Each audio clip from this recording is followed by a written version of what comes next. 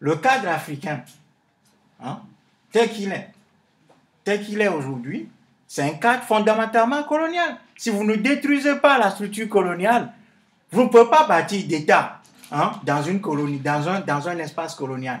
C'est pour ça que quand vous voyez aujourd'hui la Chine, qui a eu quasiment disons, à quelques variations près, hein, le même parcours, si on excluait l'esclavage, hein, qui est une spécificité africaine avec des particularités précises, mais la Chine, qu'est-ce que les Chinois ont fait? Parce que la Chine, à un moment donné, était morcelée, les chefs de guerre installés partout, les puissances manipulaient tout ça.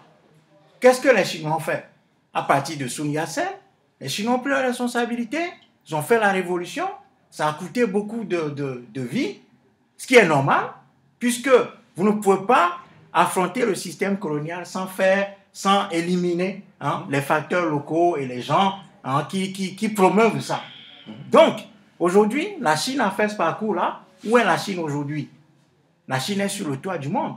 Voyez? Donc, moi, je veux bien qu'on considère que le problème en Afrique, c'est simplement un problème d'institution où il faut, ou d'hommes qui doivent... Moi, je ne le crois pas. Parce que l'être africain aujourd'hui, il doit renaître.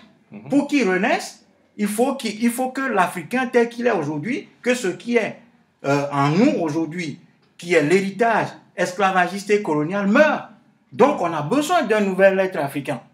C'est pour ça que ça passe nécessairement par la révolution. Franck Fanon et tout ça, les gens ont théorisé sur tout ça. Je pense que la question aujourd'hui, c'est notre responsabilité en termes de courage et en termes de capacité d'agir.